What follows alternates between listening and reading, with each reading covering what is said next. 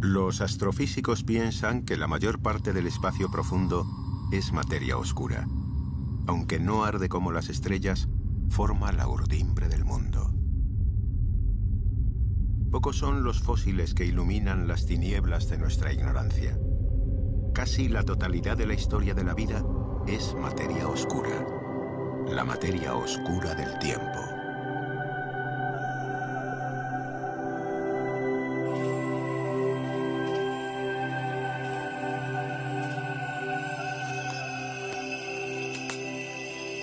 La evolución humana se ha contado muchas veces, pero nosotros queremos hacerlo de un modo distinto, a través de la relación de nuestros antepasados con la luz y con los colores. Porque al principio solo había uno, el verde. Vivíamos entonces, hace millones de años, en una selva tropical, cálida, húmeda y muy oscura. Habitábamos en aquel tiempo en el corazón de las tinieblas y nunca salíamos de él.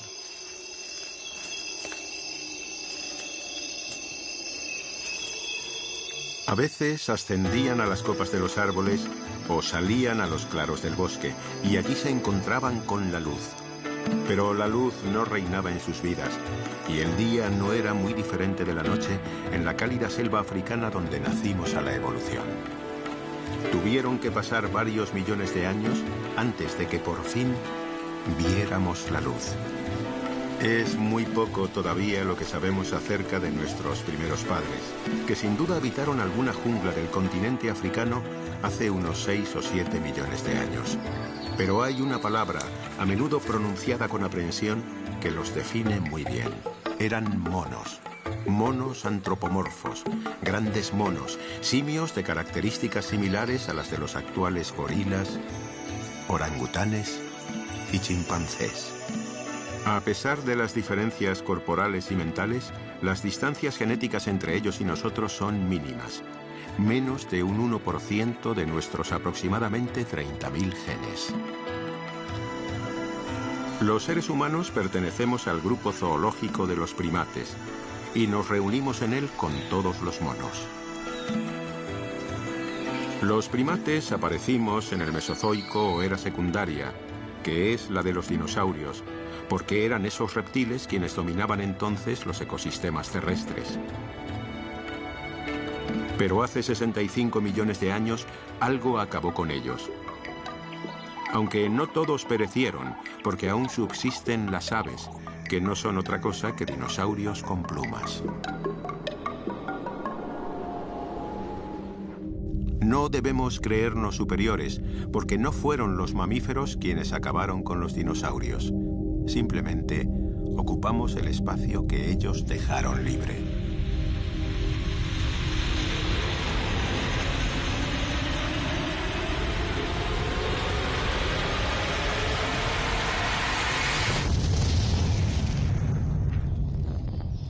Hace 10 millones de años, la temperatura de la Tierra era más alta que en la actualidad. Gran parte de la península ibérica tenía un clima subtropical, cálido y húmedo, sin las estaciones tan marcadas que hay ahora. Allí se desarrollaba un bosque de niebla, con árboles de hojas perennes, ovaladas y coriáceas, del tipo del laurel, llamado laurisilva. En ese medio vivían los driopitecos, unos simios no excesivamente diferentes de los orangutanes actuales. Estos grandes monos tenían parientes muy parecidos por toda Europa, Asia y África.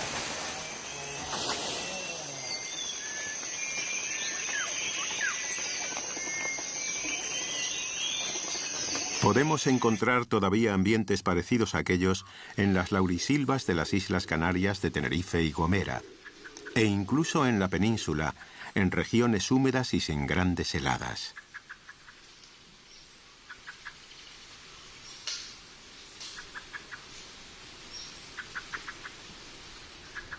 También en ese tiempo, el Mioceno, en las montañas de la península crecían los abetos. Aún quedan algunos en ciertos refugios, como la Sierra de Grazalema en Cádiz, donde la precipitación es mucho más alta de lo normal en el sur de España. Los abetos necesitan mucha humedad, y por eso han desaparecido de todas las cadenas montañosas ibéricas, salvo de los Pirineos.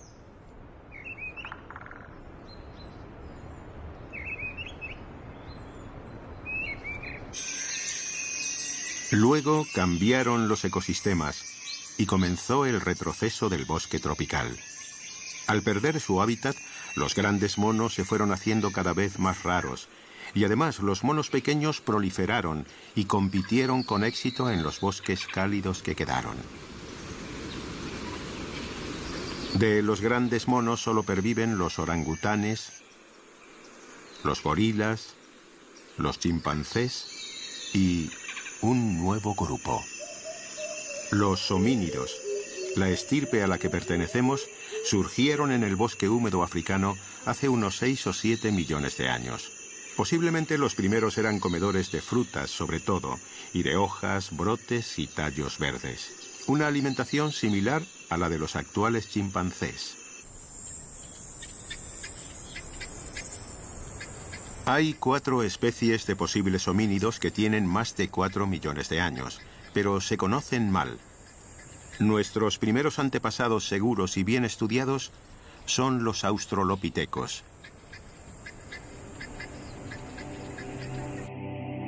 Los más antiguos encontrados hasta ahora rebasan por poco los 4 millones de años de antigüedad. El descubrimiento del primer australopiteco se produjo a finales de 1924 y supuso una auténtica conmoción cuando se hizo público al año siguiente. Se trataba del cráneo de una cría encontrado en la cueva sudafricana de Taung. El interior del cráneo se rellenó de sedimento que al endurecerse produjo una réplica en piedra del cerebro. Esta cría presentaba un aspecto muy primitivo, no muy diferente de los chimpancés. El niño de Taung murió a los 3 años, en la edad del destete, una época crítica en los monos y en los humanos. Tal vez se apartara de su madre y lo atrapara un águila de las que cazan monos. Cuando murió tenía todos los dientes de leche y le estaban saliendo las primeras muelas definitivas. Sin embargo, a pesar del parecido con el cráneo de un chimpancé de la misma edad, hay una diferencia fundamental entre ambos. Los caninos de leche del australopiteco son bastante más pequeños que los del chimpancé. El cráneo del australopiteco difería pues de los otros grandes monos en un rasgo humano. Como ya observara Darwin, el hombre es un simio con colmillos pequeños. Hay un aire de familia cuando comparamos los cráneos de machos de orangután, de gorila, de chimpancé y de australopiteco. Pero solo el australopiteco tiene los caninos casi inservibles como armas. Los antebrazos también eran algo más cortos que en los chimpancés. La mano era menos alargada y con el dedo pulgar más cerca de los otros, lo que la hacía más hábil. ¿Usarían ya palos y lanzarían piedras con puntería? Si viéramos a nuestros antepasados de lejos en las copas de los árboles, que sin duda frecuentaban a la búsqueda de alimento y para sentirse más seguros, no encontraríamos grandes diferencias con los chimpancés, salvo en las manos y en los pies. En el suelo ya sería distinto, porque los australopitecos no se movían a 4 patas como los chimpancés. En algún momento de nuestra evolución africana, nos pusimos de pie. Los primeros pudieron ser los australopitecos, o quizás sus antepasados. En el yacimiento de la Etoli, en Tanzania, quedaron fosilizadas las huellas que 3 australopitecos que caminaban erguidos dejaron sobre el barro hace 3,25 millones de años. Sus pies eran semejantes a los nuestros, aunque más pequeños, y muy diferentes a los de los chimpancés, que tienen el dedo gordo separado y mucho más corto. El yacimiento sudafricano de Sterkfontein ha proporcionado muchos fósiles de australopitecos. Por lo general, están incompletos o deformados por el peso de la tierra durante la fosilización, pero permiten conocer bien la morfología craneal de los australopitecos. Este cráneo es, sin duda, el de un poderoso macho de australopiteco, con una cara muy proyectada, tanto como la de un chimpancé. El del individuo conocido como Sr. Appless está muy completo, a pesar de tener 2,5 millones de años. Es posible hacer una reconstrucción científica de este australopiteco, que nos recuerda mucho a un chimpancé, tanto en el desarrollo de la cara hacia adelante como en el pequeño tamaño de su cerebro, comparado con el nuestro. El yacimiento de Sterkfontein es una cueva en una colina. La cueva está rellena de sedimento, con fósiles de animales y de homínidos. El cráneo de la señora Pless se encontró aquí.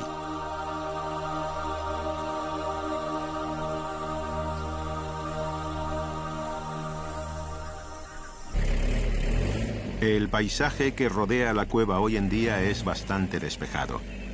Cerca pasa un río que ha excavado un pequeño valle. En la época en que los australopitecos se acumularon en la cueva, el río era más caudaloso y en sus orillas crecía una selva cerrada y con lianas.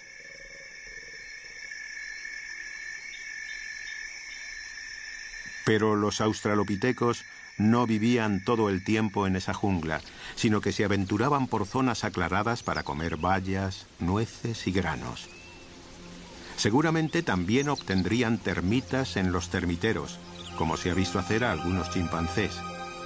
Quizás también buscaran raíces, tubérculos y bulbos que tendrían que excavar con algún instrumento, de palo o hueso.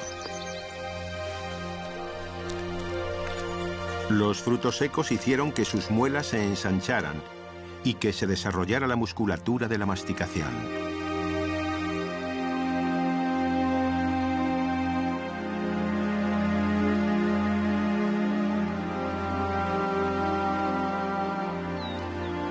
Los fósiles de los yacimientos nos hablan de la enorme biodiversidad del mosaico ecológico en el que se movían los australopitecos.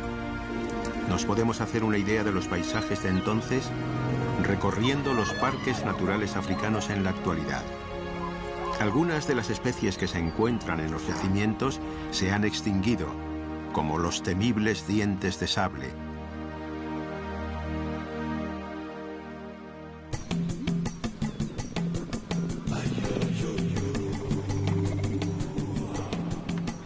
Pero el lugar de aquellos poderosos félidos es ocupado hoy por los leones.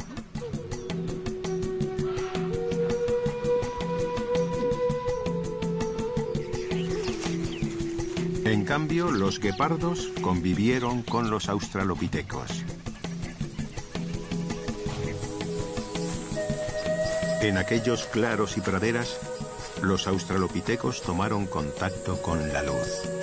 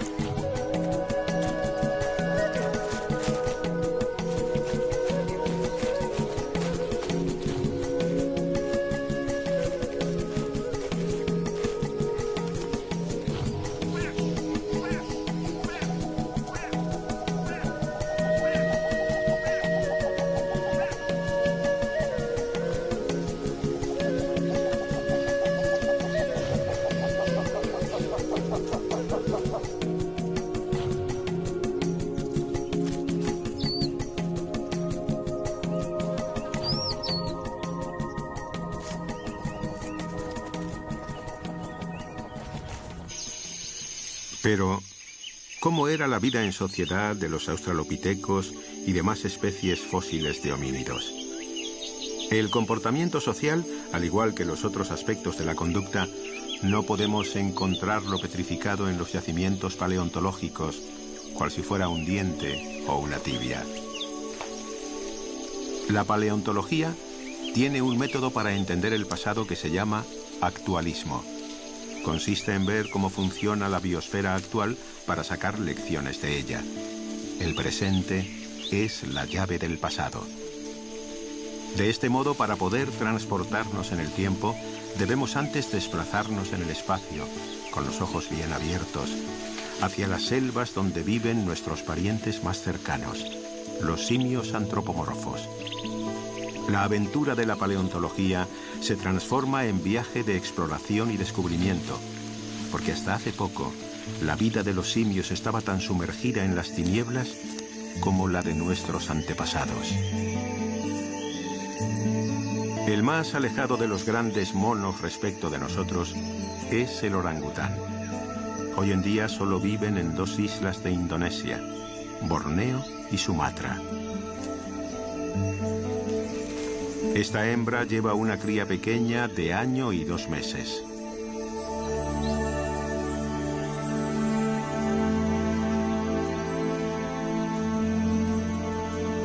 Estas otras, adultas y solitarias, han tenido hijos, pero las crías se han separado de sus madres después del destete. Seguramente ahora están gestando.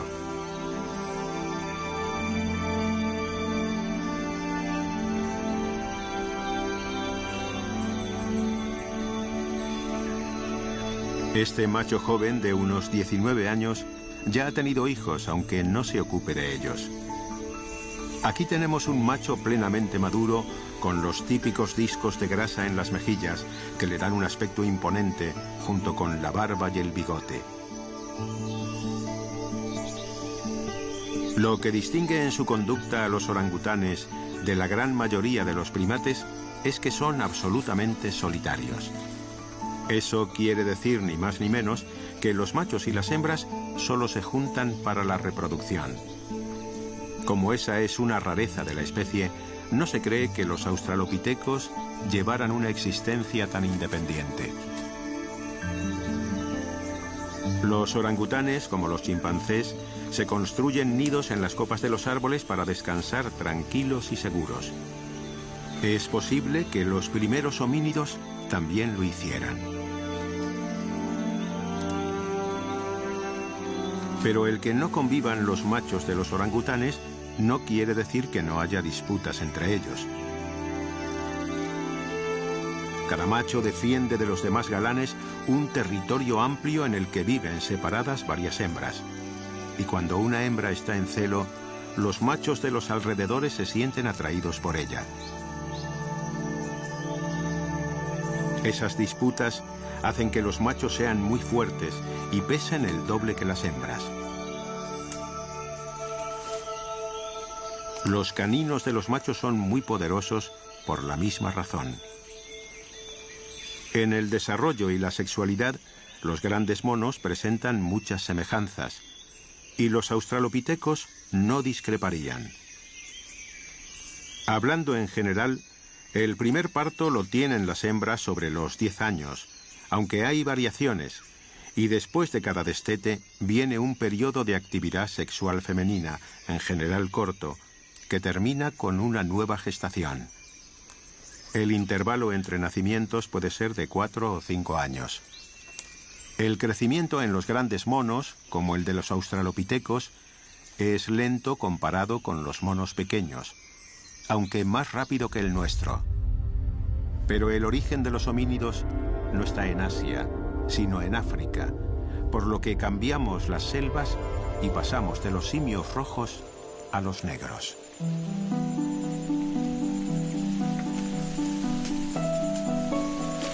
Estamos en los montes Virunga, en Ruanda, observando a los gorilas de montaña, una subespecie en gravísimo peligro de extinción. Este que vemos es un grupo pequeño de gorilas. Se compone de solo 9 miembros. Los gorilas de montaña están literalmente sumergidos en verdura, su alimento, que tienen siempre a mano. Por eso se mueven poco a lo largo del día y se pasan muchas horas comiendo, ya que la fibra es el alimento menos nutritivo. Se piensa que los australopitecos serían en cambio más bien frugívoros, como los chimpancés, y tendrían que moverse a menudo para localizar los árboles cargados de fruto maduro. También, al dedicar menos horas del día a comer, tendrían más tiempo para las relaciones sociales, como ocurre en los grupos de chimpancés. Este magnífico ejemplar, un espalda plateada de 21 años, es el único macho reproductor. Los gorilas machos doblan en peso a las hembras y sus caninos son mucho más poderosos. El macho de espalda plateada es el patriarca de la familia y quien la mantiene unida. Si desapareciera, se dispersarían las hembras.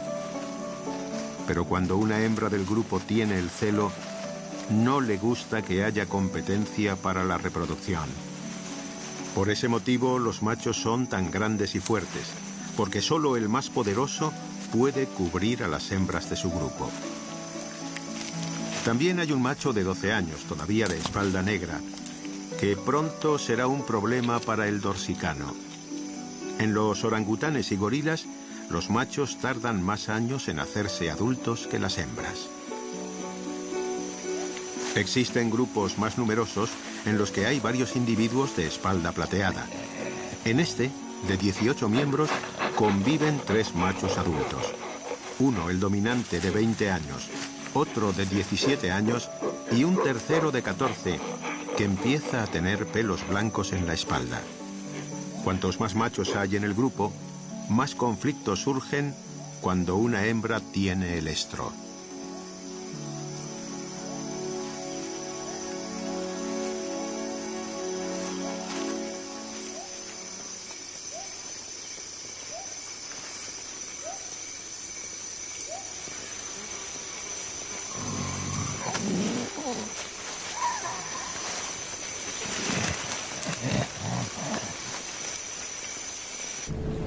Los más próximos al Homo sapiens de los grandes monos son los chimpancés y los bonobos, que viven en África.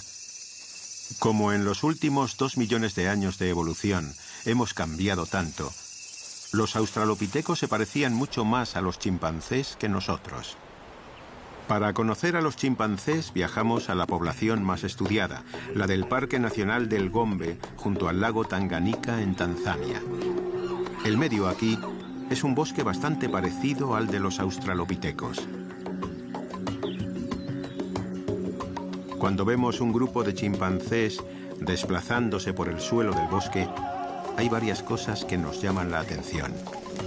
En primer lugar, son cuadrúpedos, como los gorilas y los orangutanes cuando se bajan de los árboles. Los australopitecos eran ya bípedos.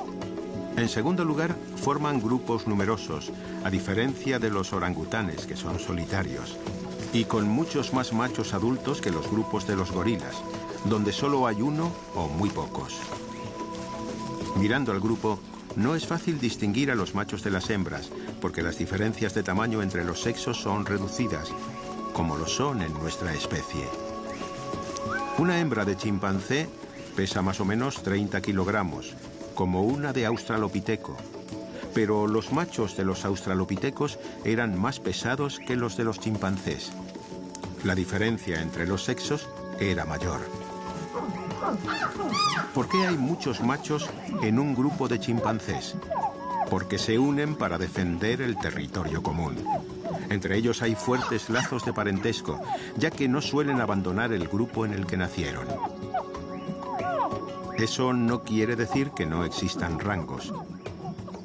Viéndolos así, sentados, podemos imaginarnos fácilmente a un grupo de australopitecos hace 3 millones de años.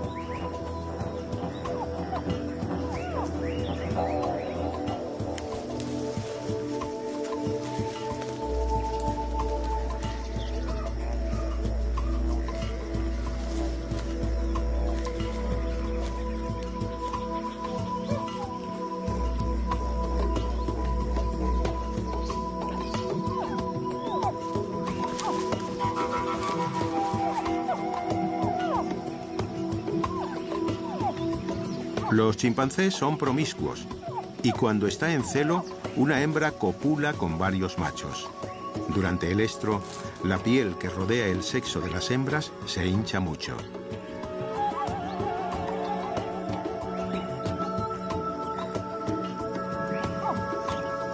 El aseo mutuo es una actividad que favorece la cohesión del grupo.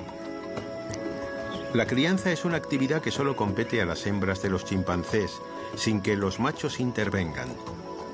Tampoco lo harían los machos de los australopitecos.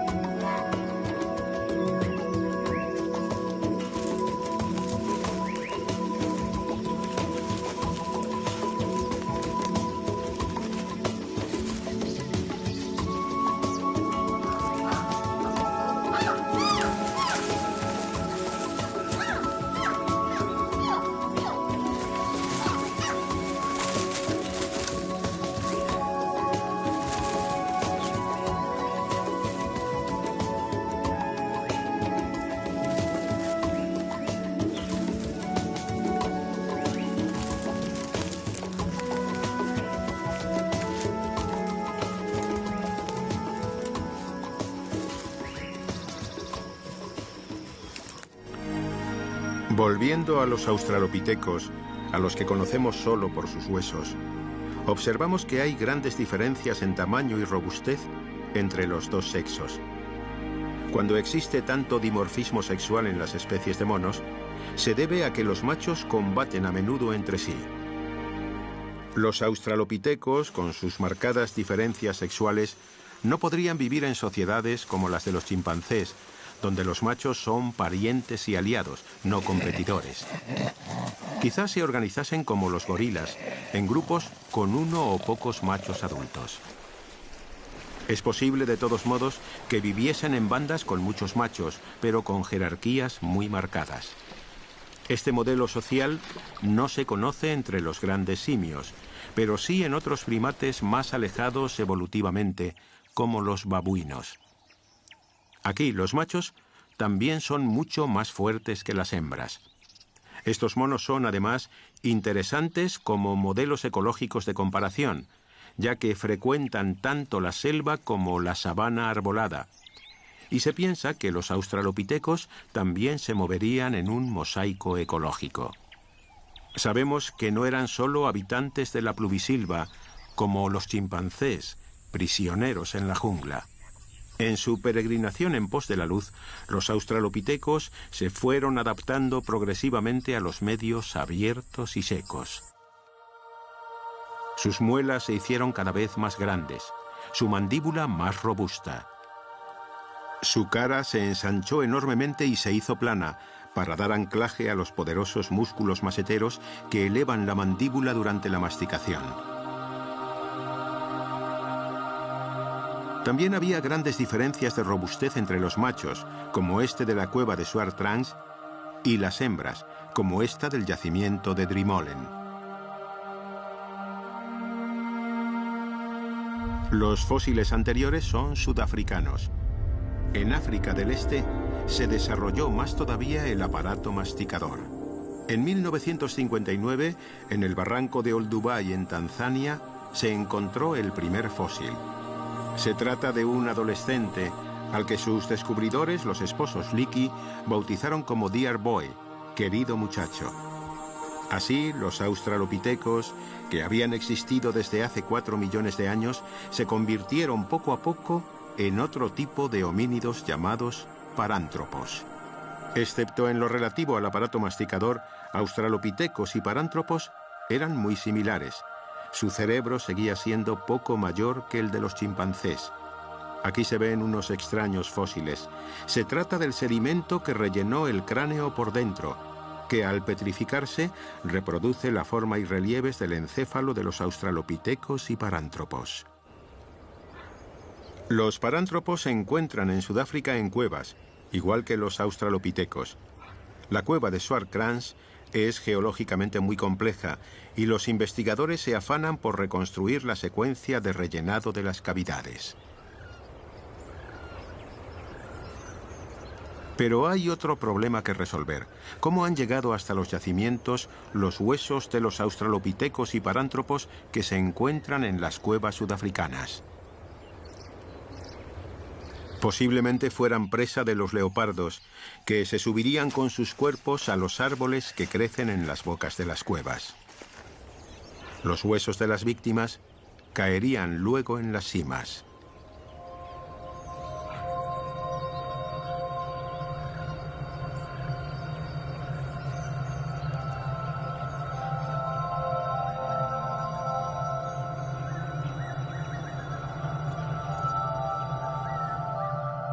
Este joven parántropo fue muerto y devorado por un leopardo, que dejó en su cráneo las marcas de los colmillos hace 2 millones de años.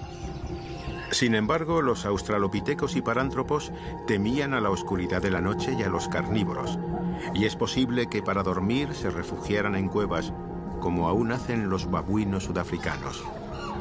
Tal vez algunos murieran en ellas por accidente, enfermedad o vejez.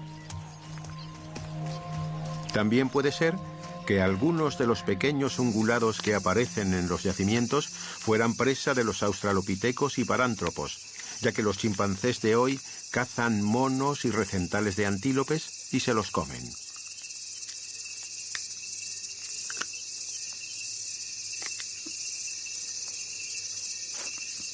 Los parántropos frecuentaban ambientes menos selváticos que sus antepasados, los australopitecos, pero no fueron los únicos homínidos que buscaron la luz.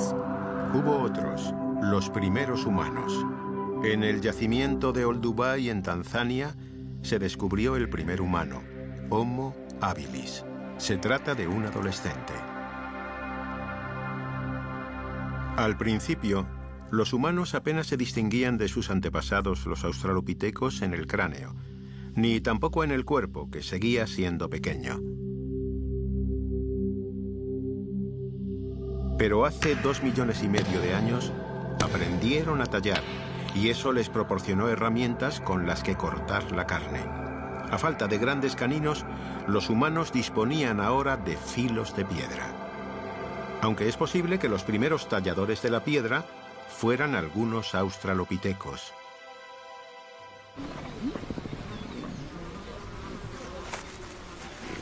Cuando esta leona termine con la cebra que acaba de matar, tal vez quede comida para un homínido. La competencia es dura, pero los pequeños homínidos consiguieron abrirse un hueco entre los carroñeros.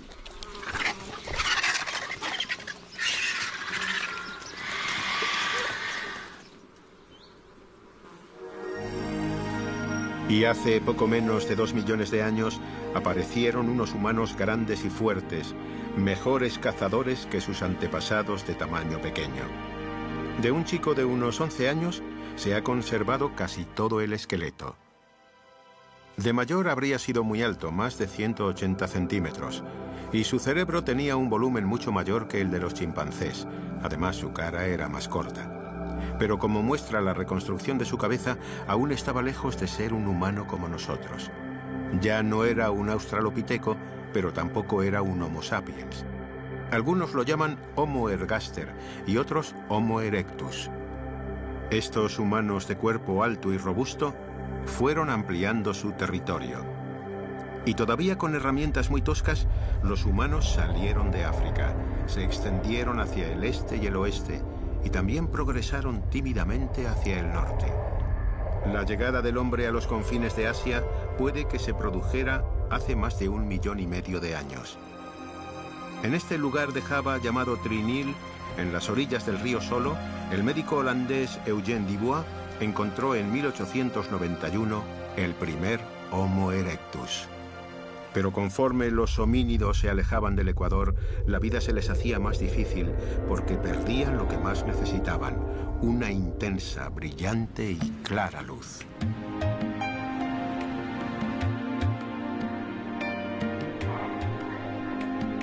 El continente europeo es de luz cambiante a lo largo del año. Las estaciones son cada vez más marcadas hacia el norte, donde los árboles pierden la hoja cuando la luz los abandona y la recuperan cuando nace un nuevo sol. Y todos los años nace un nuevo sol en primavera, que se hace adulto en el verano.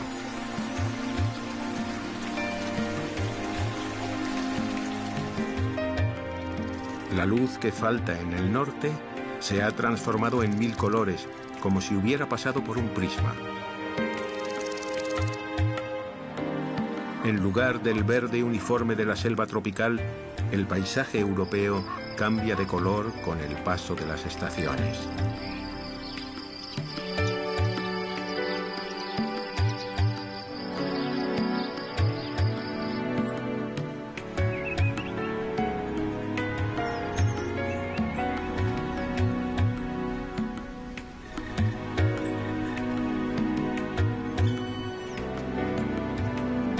Y a los verdes, azules, rojos y dorados, entre otros muchos colores, el mundo europeo añade uno desconocido en África.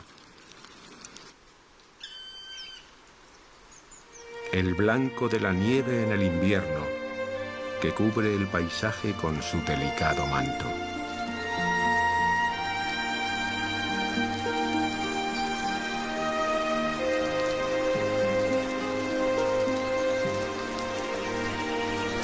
Esta es la Sierra de Atapuerca, cerca de la ciudad de Burgos. Y aquí se han hallado los fósiles humanos más antiguos de Europa, y también la mayor acumulación nunca vista. Los yacimientos están en cuevas, pero un antiguo ferrocarril minero cortó varias de ellas. Durante el invierno la sierra pertenece en exclusiva a los animales, y en el verano los yacimientos son ocupados por humanos, tal como sucedía en la prehistoria. Pero los modernos visitantes no llevan sus presas a las cuevas, sino que desentierran los huesos que otros abandonaron allí hace mucho tiempo. Este es el yacimiento de la Cima del Elefante. Se trata de una cueva que se rellenó de sedimentos a lo largo de milenios. En sus niveles inferiores se ha realizado un gran hallazgo, un descubrimiento espectacular. Después de muchas campañas de excavaciones, aparecieron restos humanos de hace 1,25 millones de años. Se trata de los fósiles humanos más antiguos recuperados en Europa. ¿Qué humanos serían estos? En Georgia, al sur del Cáucaso, se han encontrado 5 cráneos de una especie intermedia entre el Homo habilis y el Homo erectus. ¿Vendrían los humanos de la Cima del Elefante directamente del Homo georgicus? Falta mucho por investigar, pero hay otro yacimiento en Atapuerca donde los restos humanos son más abundantes y se conoce a la especie mucho mejor.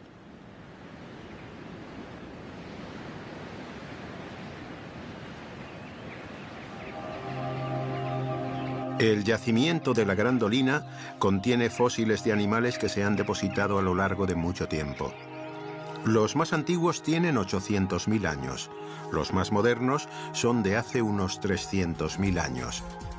Durante una parte de ese tiempo, los seres humanos hicieron uso de la cueva, que los científicos excavan con extremo cuidado para recuperar hasta el más pequeño indicio de la vida en el pasado.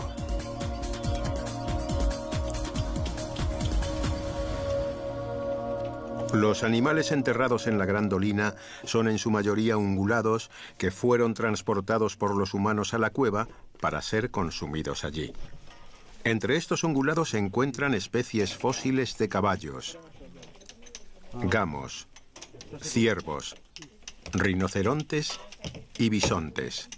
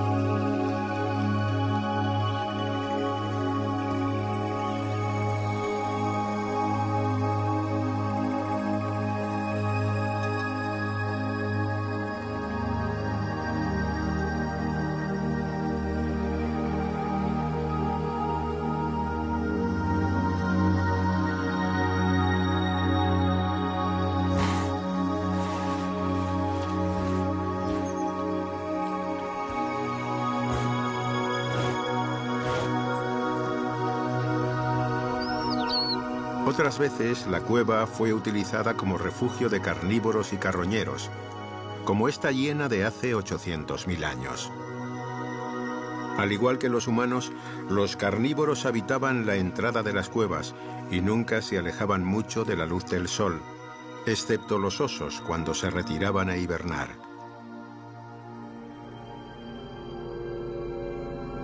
En los tiempos más antiguos, el rey de los ecosistemas de la Sierra de Atapuerca era el tigre de dientes de sable, del que se ha encontrado un enorme canino.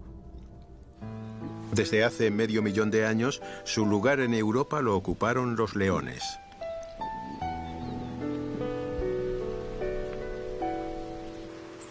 También los linces recorrieron la sierra.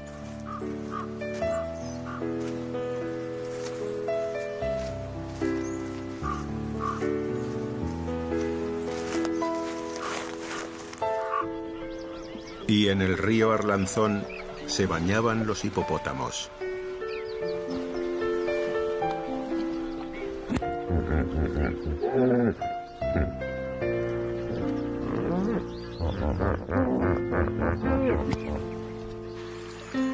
Y construían sus presas los castores.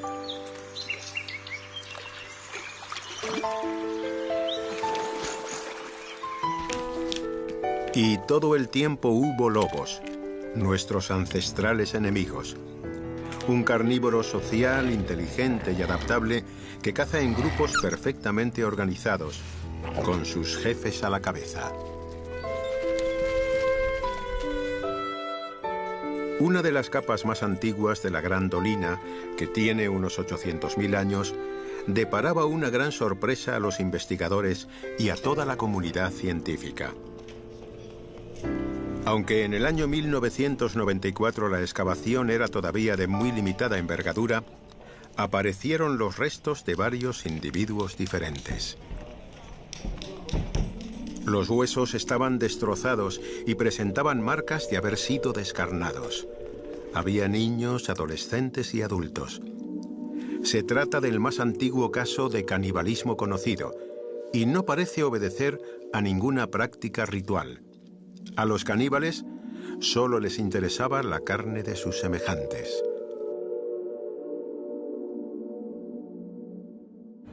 Dos de los restos humanos más importantes pertenecen al cráneo. Con ellos se ha podido reconstruir científicamente el aspecto de este chico de unos 11 años de edad. Se trata de una especie humana bastante más evolucionada que la del muchacho del lago Turkana, pero que todavía no es la nuestra. Sobre sus órbitas, y pese a la juventud del individuo, ya se marca un grueso reborde óseo, llamado toro supraorbitario, que nosotros no tenemos. El nombre científico que se le ha dado a estos restos es el de Homo antecessor. Además de esqueletos, en el yacimiento se encuentran utensilios de piedra muy toscos. Después de los fósiles de la Gran Dolina, se les pierde el rastro a los humanos en Europa, hasta que sus huesos y sus herramientas reaparecen hace 500.000 de años. No se sabe aún si estos segundos europeos evolucionaron a partir del Homo antecessor o si vinieron otra vez de África para poblar de nuevo el continente.